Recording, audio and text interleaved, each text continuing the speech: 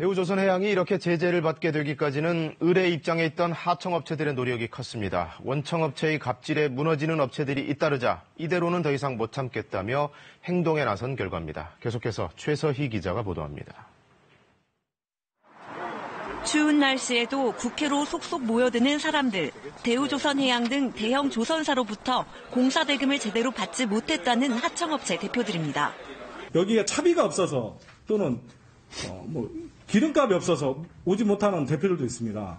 이미 인생이 망가져가지고 회생할 수 없는 사람들입니다. 업체들은 지난 2016년 비상대책위원회를 꾸리고 공정위에 대우조선해양을 신고했습니다. 하지만 조사는 지지부진했습니다. 공정위 부산사무소에 신고를 했습니다.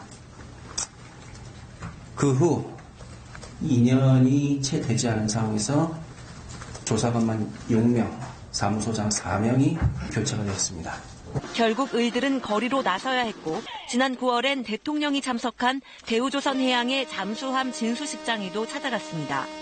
과도급 가출업체 피해자는 당장 피해 보상하라!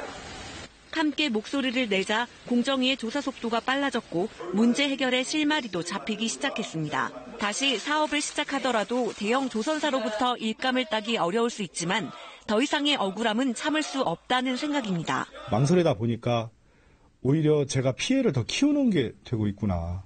또 다른 피해자를 양산할 수 있겠구나 생각이 들어서 현대중공업과 삼성중공업도 관련 조사를 받고 있는 가운데 어제 하청업체 대표들을 만난 김상조 공정거래위원장은 빠른 시일 내에 조사를 마치고 엄중히 조치하겠다고 밝혔습니다.